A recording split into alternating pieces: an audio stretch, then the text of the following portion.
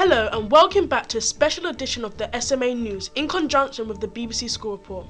Happy News Day to all our School Report brothers and sisters. Let's make this one to remember.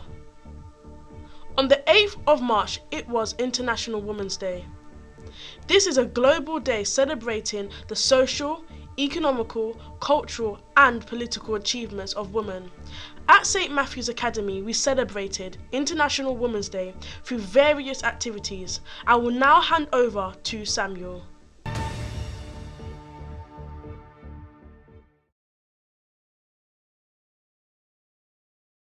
Hello, my name is Samuel Darko and I'm here reporting for the BBC School Report. Today we're going to be interviewing women about National Women's Day. Let's get right into this.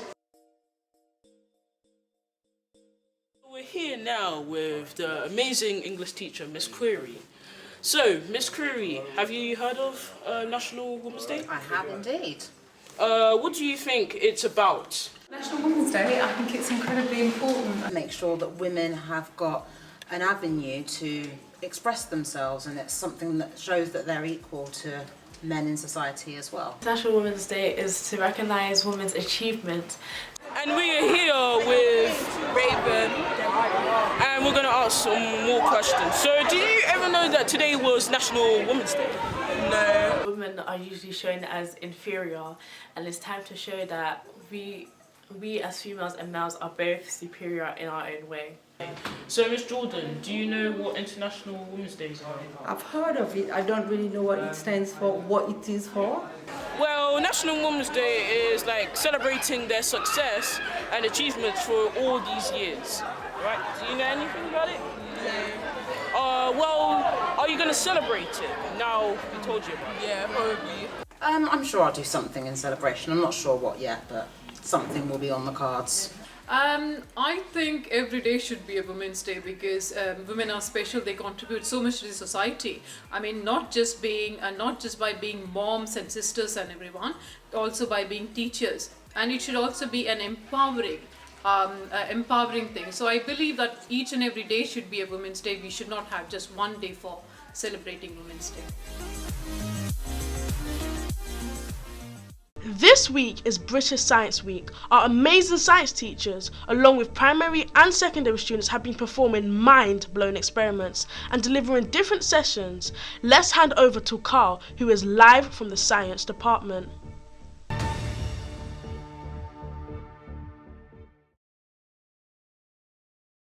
Hi, I'm Karl reporting live for the BBC School Report. We are here in the Science Department. There's an experiment going on right now. Safety first. You only need what's best for you and not them. Don't pretend. Now I don't wanna lose sleep, thinking about everything we could be. Let's just see what comes to be. She said, we're all made in Hollywood. Do you now? And hating on silver screens, believing everything. This is a lovely science experiment. It feels so good.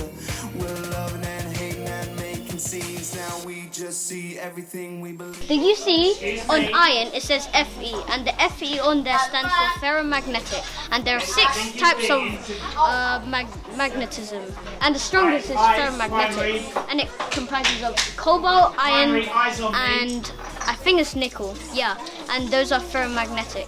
I am Karl, reporting for the BBC School Report. Now signing off from the Science Department. Electricity inside that hair is causing. Wow, that was fantastic! St Matthew Academy held a day full of activities which were focused on PSHE, personal, social, health education. The students got the opportunity to explore different sessions with outside providers and teachers. The session focused on e-safety, keeping healthy, mental health, managing your money and various other topics. Now let's go to Alden, who was at the event. Hello, I'm Alden, reporting for BBC School Report. Today at SMA is PHSE Day. let's check out some of the things that are going on today.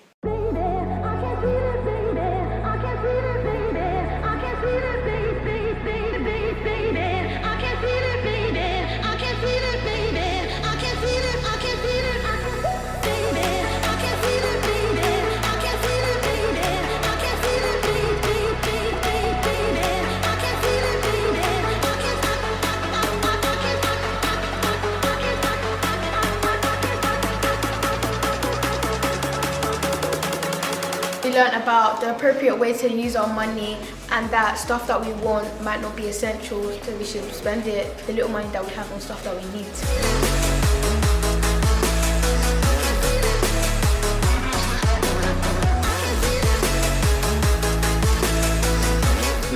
Activities are good. I've been popping in and out of lessons constantly. It's fantastic. Students are loving it, they're engaged. I can't wait for the next day, if I'm honest.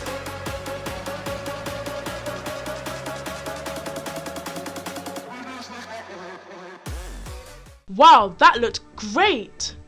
To celebrate diversity within the school, we have a special report from our bilingual community. Let's hand over to Angie and Johan for the World View, who have a little quiz for us.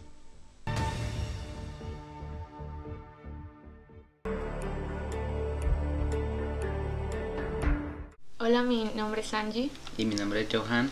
Yo soy colombiana. Yo ecuatoriano. Y venimos a hablar de nuestros países. Tenemos 5 preguntas para vosotros y la primera que tenemos es ¿cuál es la capital de Colombia?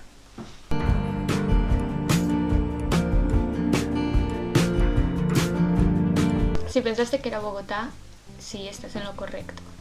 Y bueno, y ahora yo les preguntaré ¿cuál es la capital de Ecuador?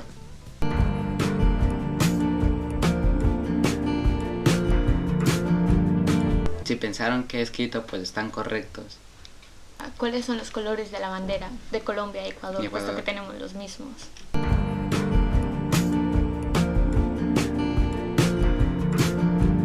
Pues si pensaron que era amarillo, azul y rojo, están en lo correcto. Pero la diferencia es que la bandera de Ecuador tiene un escudo en el centro. Y pues ahora, como un dato curioso, divertido, que pueden pensar de Colombia y Ecuador también. Nadie piensa que nosotros hablamos español. O sea, hay gente que sí sabe y dice, pues son latinos, hablan español. Antes en Colombia y en Ecuador se hablaba una lengua llamada quichua, pero hace muchos años atrás. ¿Cómo se llama la moneda que utilizamos en Colombia?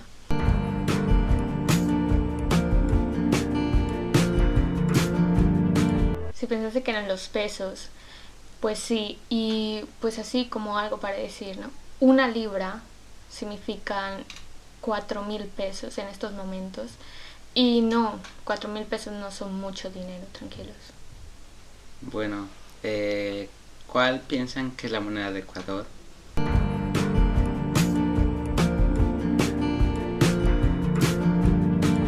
Si pensaron que se utiliza el dólar, están correctos. Antes, en los antepasados, se usaba una moneda llamada el sucre, que ahora ya no existe porque hubo una revolución y cambiaron a la dolarización. Muchas gracias. Y gracias por vernos.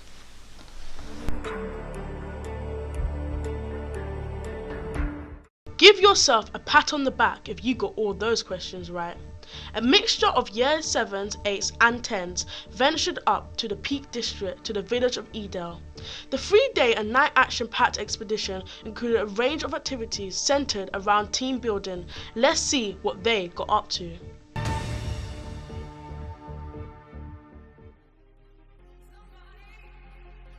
On the 8th of March, some year 10s and other year groups went to a trip in Ayden, and it was involving activities where you build on your personal skills like team building and things like that. So we went rock climbing, canoeing, abseiling, and we done a night hike which was like 2 hours walk over mountains. Because you get to do things that you don't normally do on a normal day.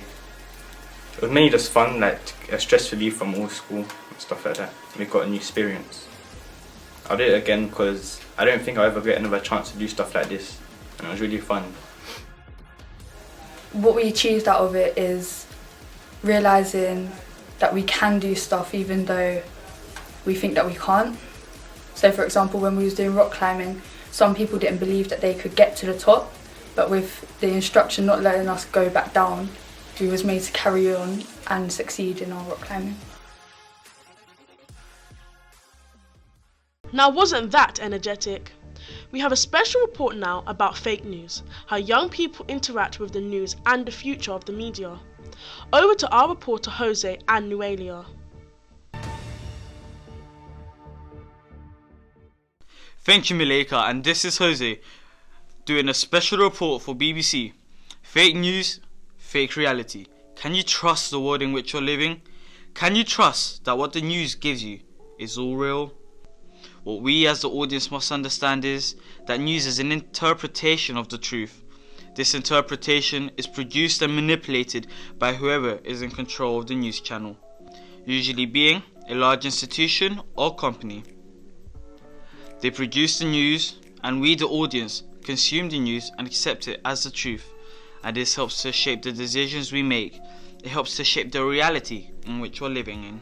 This report will be investigating the future of the news, how young people consume news today and in the future, whether they believe what they see on the news, and the impact and importance of what has been described as fake news.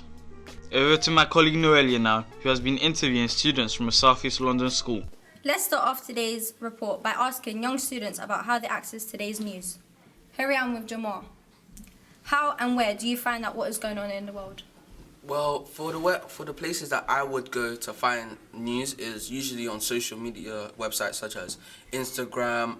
If I can't find it on that, I would go into YouTube's trending list. I would use like Google or social media websites. I normally wake up at 6 o'clock in the morning and go to my living room and watch TV. Through the internet, newspapers, billboards, pretty much everywhere. I go to Google and I go to Wikipedia.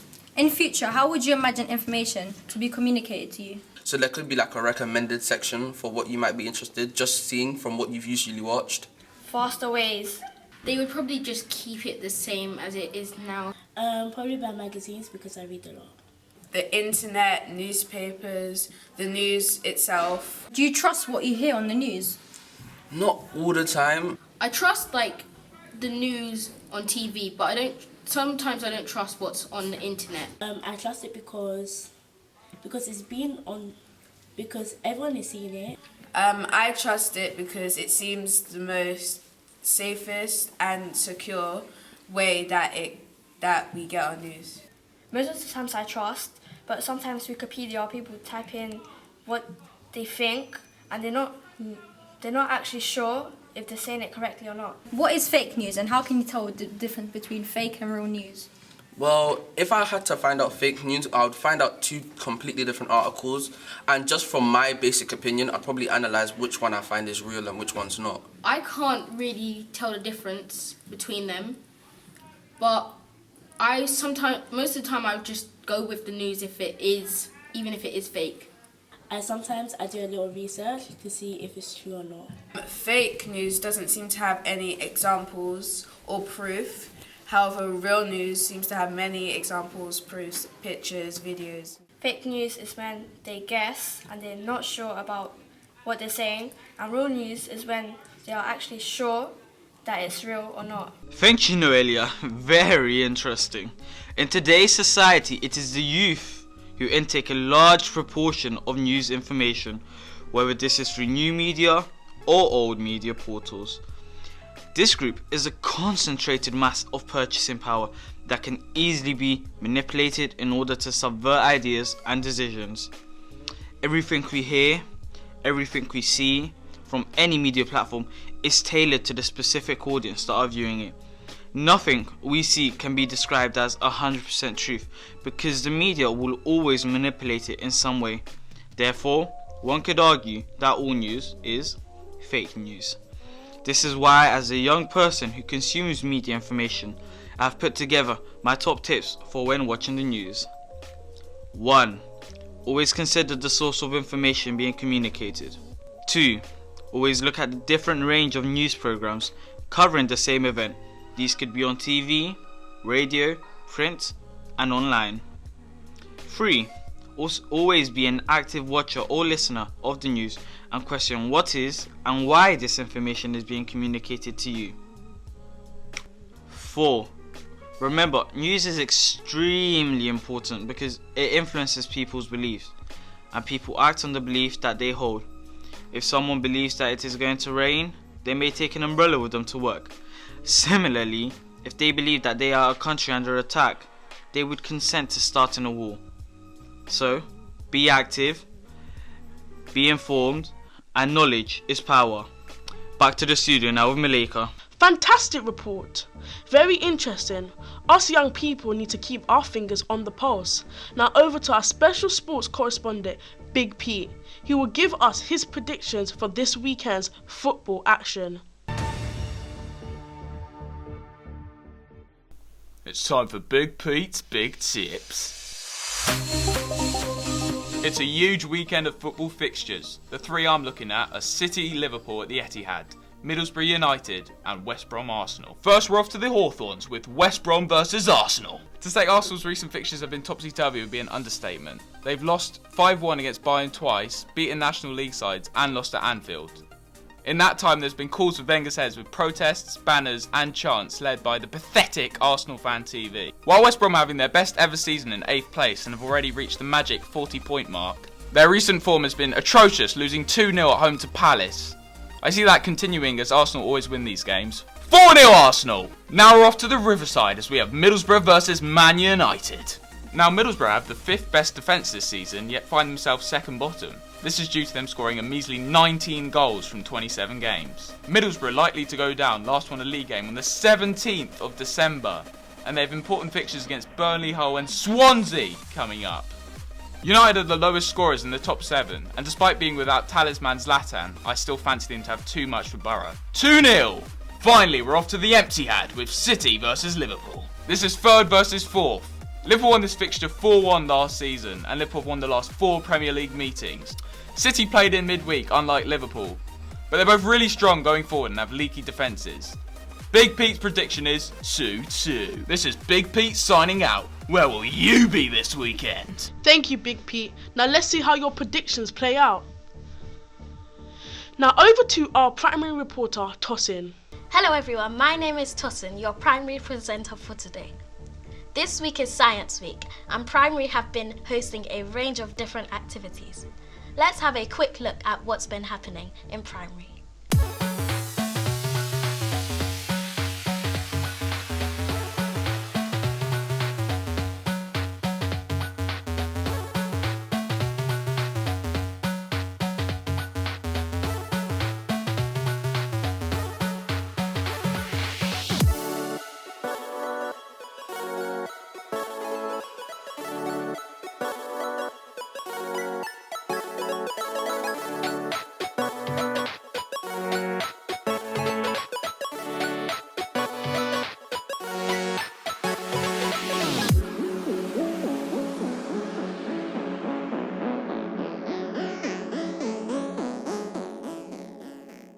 On Sunday the 19th of March, St Matthew Academy are holding a sponsored bridge walk.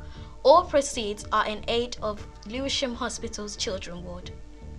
If you are interested in joining this walk, please ask at the main reception. Good luck guys! Friday the 31st of March is Primary Dress Up Day. Children can come into school wearing their own clothes, but have to wear an optional item related to hospitals. We will be asking for a donation of £1 on this day to go towards our charity.